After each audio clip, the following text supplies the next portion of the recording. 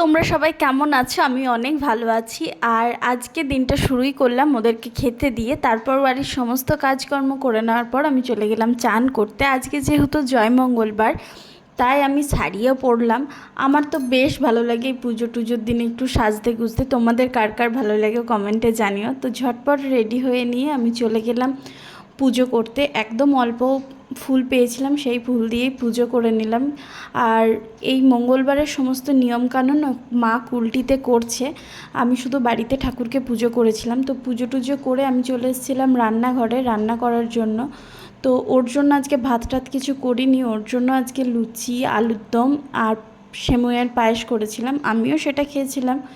যদিও মঙ্গলবারে চিড়ে মুড়ি এসব খাই, কিন্তু আমি চিড়ে বা মিষ্টি জাতীয় জিনিস খুব একটা খাই না বলে মা বলল তুই অল্প ঠিকিয়ে নিবি, তারপর বাদবাকিটা লুচি খেয়ে নিবি।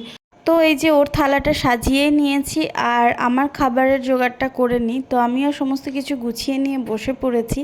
তো আজকের ভিডিওটা এখানেই শেষ করছি। যদি কিছু ভালো লেগে থাকে তাহলে প্লিজ লাইক করে দিও। তোমার মঙ্গলবার হলো? তোমার মঙ্গল